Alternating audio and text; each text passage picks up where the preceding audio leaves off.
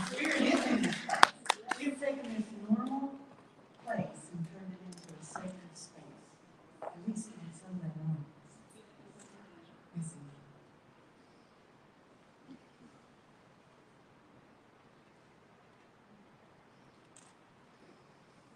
I that little heart for my grandson, the little one.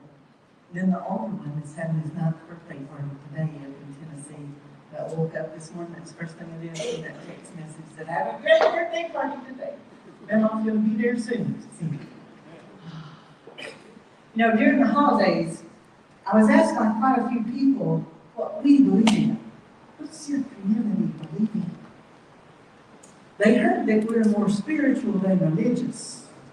And then they said, I want to know what that even means. Oh, so I was put to the test a lot during the holidays. Because we had a winter solstice, it was silent, we had 275 people out here on the beach. We had a Christmas Eve candlelight service that was so sacred and precious, although it was freezing cold out. Then we had a Sunday morning Christmas morning service that was beautiful. And then we had our burning bowl on New Year's Day. So it was a busy time, and we were in the forefront of the community a lot. And so people were curious. Who are you? And what do you believe in? What do you believe in? So I generally think that if Spirit places something in front of me 3 or more times, I need to listen before I hit head upside the head with a 2x4. So I figure if people are asking me that question, there are probably 10 times more people who have the question who aren't bringing it forth and asking it. So I thought we would delve into it. Have you seen that popular spirituality versus religion meme on social media? It's got a goldfish and a fishbowl, and it's labeled religion. And then that fishbowl is in the ocean with another fish, a bigger fish, and then that one's labeled spirituality. I think that sometimes that's relevant, that resonates. People get in that fishbowl of what is religion. So today, let's dive into those waters, those spiritual versus religious waters, and take a look inside and outside that fishbowl. Because I think that in religion, many can live in a small world like a fish in a fishbowl, live separate with well-curated thoughts that are probably not their own. It's somebody else telling them what to think, what to believe, and what to believe in. While spirituality is the experience of feeling unconditionally loved, feeling that so powerful that you know there is some power greater than you, and it fills you so much that you want to share that feeling with others. So let's just read that in for a moment. And I want to say that again. Spirituality is the experience of feeling unconditionally loved, so powerfully that you know there is some power greater than you. And it fills you so dearly, so greatly, that you want to share that feeling with others. You know, religion has to do with doctrines, with dogmas, and many would say control. Spirituality, on the other hand, has to do with the heart, with the mind, and with the feeling and experiences of each individual. To be religious may also be described as one who found religion. You know, you probably heard that girl. I know I being a country girl in the Bible Belt, I have. Found religion. Or to bow to the authority of a church, of a minister, or of a priest. Religion can be to believe in doctrine determined for you in advance by someone else who's in a position of power or authority. To hand over your autonomy and buy into a belief system, maybe out of fear, or maybe out of a belief that that's the only way you can be good. To be spiritual might be described, rather, not that someone has found religion, but as one who has found a relationship with God, one who has found a relationship with Source. To believe in what you are innately drawn to, and to judge your own personal truths, to walk your own personal spiritual path, not what someone else said you're supposed to. You're supposed to believe this. You're supposed to walk that way. And running like a thread through all these debates, whether they're theological, anti-theological, historical, philosophical, lies the attempt to distinguish true from false, sincere from insincere, metaphysical from physical, supernatural from natural. The attempt to determine what is religious and what is spiritual. With these distinctions comes the presumption that genuine spiritual experience is immediate, spontaneous, personal, and as such potentially at odds with those religious institutions and their doctrines, their beliefs, and their dogmas. As a number of interfaith scholars of religion as well as Christian theologians have recently shown, the danger in some of these discussions is that they miss the ways in which, for many people, those religious traditions, those doctrines, those dogmas, and those beliefs do not replace experience as the vital center of spiritual life. At the same time, human spiritual experience, is the realm within which truth can best be demonstrated. Here at the New Thought community of Gulfport, our mission statement is, we inspire and support a spiritual path for positive living through practical application of spirituality. We inspire and support a spiritual path for positive living through practical application of spirituality. We inspire and support. We don't dictate nor rule. We inspire and support you to find your own spiritual path for positive living. And everyone sitting next to you might have a different path than you do, and that's okay. That's perfect. Let me share with you a little of my personal story of leaving religion and finding my own path of spirituality. I grew up in church. I actually grew up in two churches because my mom's dad was a Pentecostal preacher. He and his brother had a little white church up on a hill in a little town in Tennessee. They were the preacher brothers. And my grandfather died when I was 6. But I still went with my mama to my papa's church. And I called it my papa's church all of my life, although my great uncle Lester stayed as the minister until he passed. And he lived to be about 85, 90. But then at my family, we went to the Baptist church. So I went to the Baptist church sometimes with my mom and my siblings and my dad, and then I went with my mama to that Pentecostal church up on the hill. So I was raised in both of those churches. And then I was married in my papa's little white church up on top of the hill. And when I was a Marine when I got married, and I married a Marine. And when we got married in that little white church, both my ministers were there. My great uncle Lester performed the service with his son, who was taking over the ministry, because he was afraid he would forget my husband's name and embarrass him. So they stood there together and did the wedding. And my Baptist minister, he was sitting over there on the piano singing. So I had both the ministers that I grew up with at that wedding. But then, life happens. And about 10 years later, I was a young mom of 2 boys. And we divorced. Then I went into the churches, both of them, and I felt like I was being judged. I no longer felt welcome as a single mom divorced. I felt judged in those religious places. I knew in my heart it wasn't for me to stay in either place. For I knew I no longer believed in the dogmas, the doctrine, and the beliefs that they had. And my mom stepped up, and she inspired and supported me, just like I hope we inspire and support you.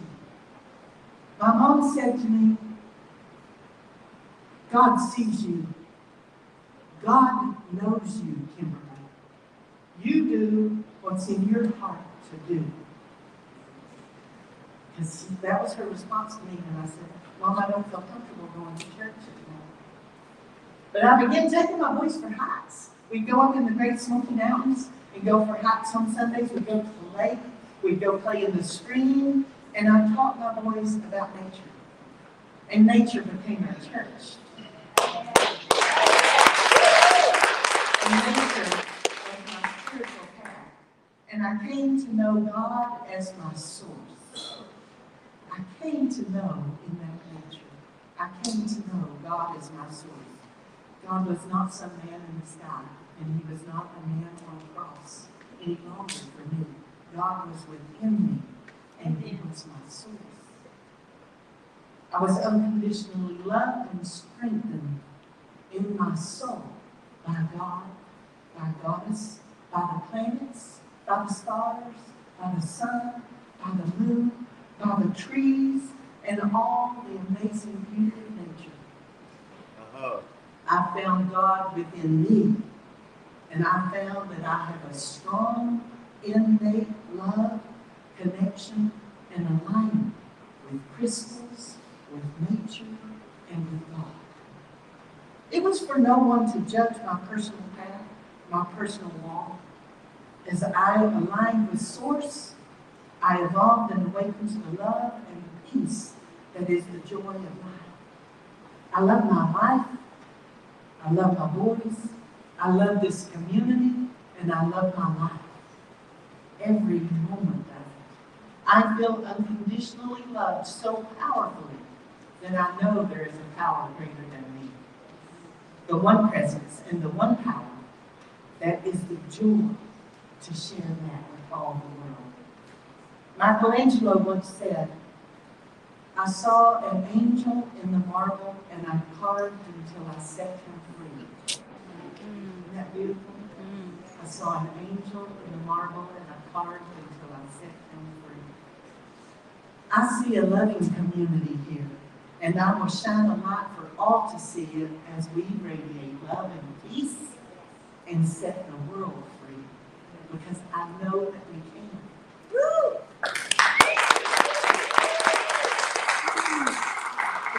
Many who consider themselves spiritual rather than religious understand their spirituality in terms of an alignment with Source, of an attunement with nature, or an attunement with spirit, tuning a vibrational frequency to something bigger than you, to something that lies beyond the boundaries of yourself. Let me assure you that when you take the time to practice spirituality and spiritual principles, to align yourself with Source, you will find the most beautiful, most personal experience you can imagine. And maybe you ask, well, Reverend Kimberley, just how am I to have my own experience of the divine? How can I experience the divine personally? I would urge you to spend some time in silence. Spend time in the silence of that still, quiet space within you. Find what is true for you. Because when you go into that still, silent space, that's where you're going to find God. And you are going to find what resonates with you. When you take the time to develop that still space within you and radiate out love and peace, the love and peace you find in the alignment, the attunement with Source energy, you will find that coming together in a community, brought together in love with like-minded souls, only expands your spiritual growth. And your spiritual evolution becomes exponential. Just as my mom told me, let me tell you, God sees you. God knows you, each and every one of you. God sees you, and God knows you. You have the right and the ability to co-create your relationship with God. You are a divine child of God with your own unique and individual relationship with your source energy, each and every one of you. And if it's not like the person next to you, that's wonderful. And yet we can come together and honor each other. So those criticism of religious beliefs come not only from those who call themselves spiritual rather than religious, but also within the myriad religious traditions, attacking each other, fighting each other, for centuries fighting each other over who is right, who is the authority. They get so caught up in right fighting that I wonder if they ever really know what they actually believe in. Do they even understand why they are fighting? Because they've been doing it for generations. And many have been killed in the name of religion. Each religion claims to know best. Because if you don't believe their way, or live the way they believe is correct, they're going to damn you for all eternity. And they do so in their mind for the love of God. That is not the love of God. Do religions around the world really teach love? Or are they teaching only love their way? Last month I talked about love being about like a virus, like a pandemic. And oh, if we could just spread that love around the world like a virus. I said it is by love the world will know you to be of love. Love is the indicator and the evidence that you are aligned with and connected to Source. Love is how you become the enlightened one. Love is how you become the awakened one. Love is how you become a spiritual being. If you listen to others or you listen to the world religions, you might hear, believe the right beliefs, be in the correct political party, prove that other guy wrong, vote properly, make enough money, go to church, love your minister, love your spiritual leader, give above 10%, sweat the small stuff, read the Bible, pray daily, get some help, do your affirmations, ask good questions, give good answers.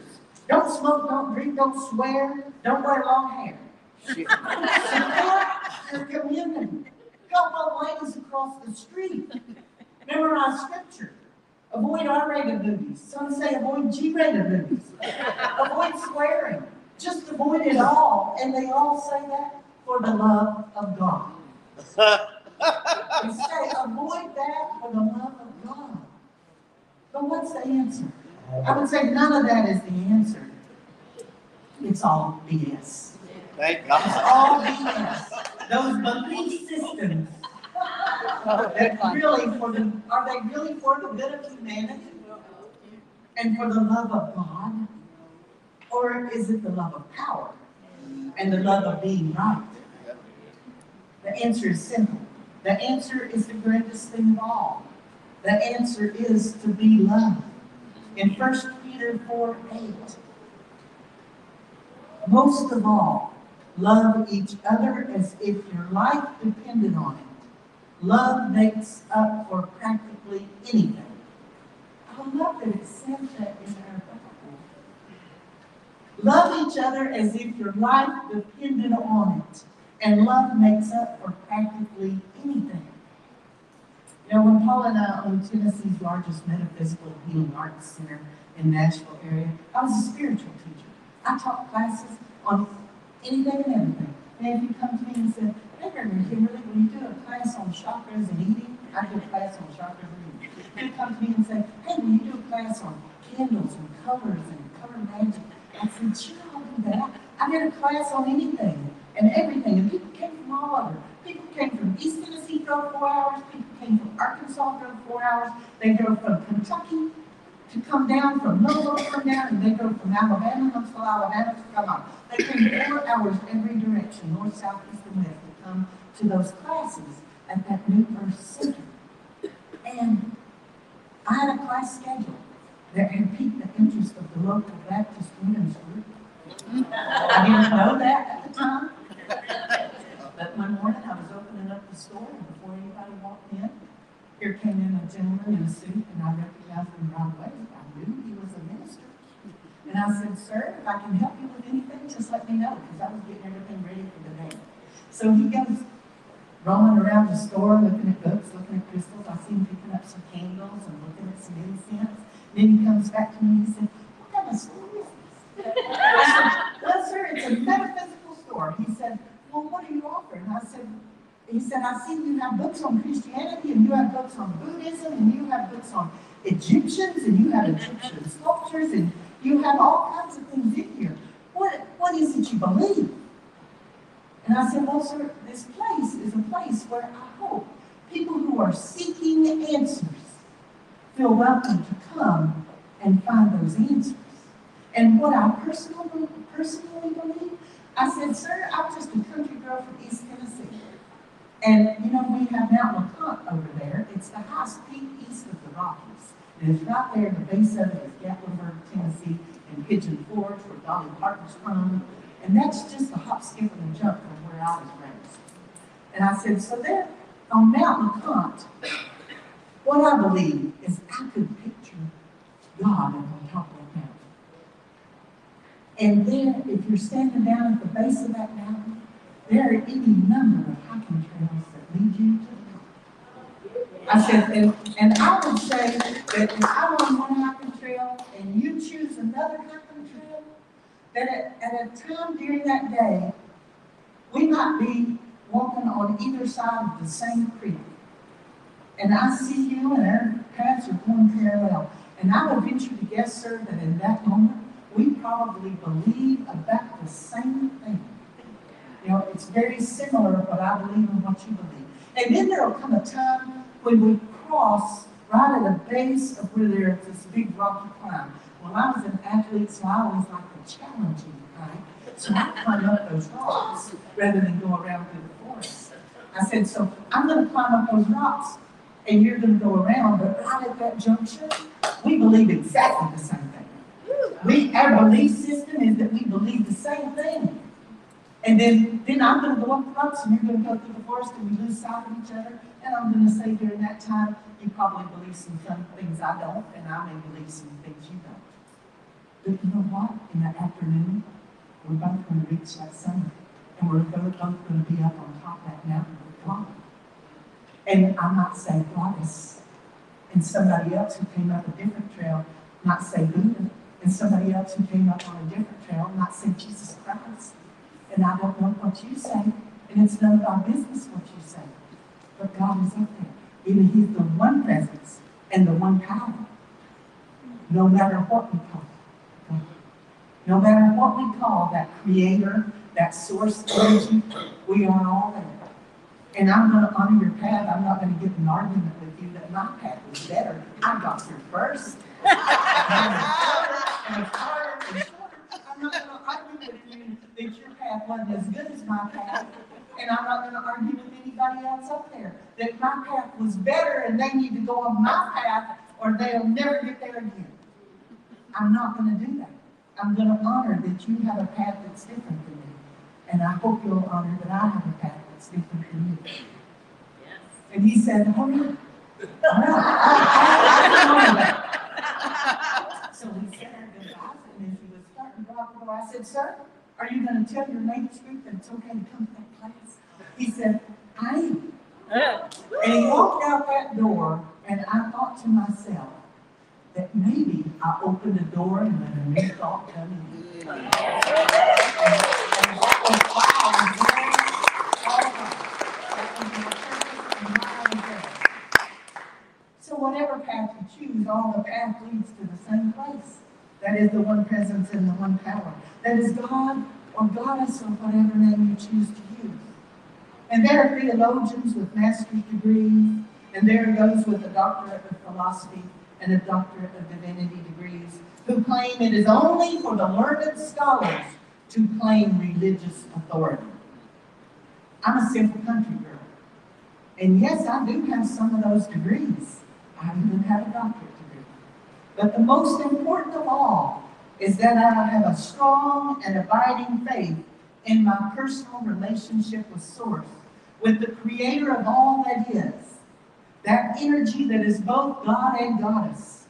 And I say, there is no greater expert than you. You are the expert on you. Your own unique and individual relationship with Source. It's personal. Let it be personal.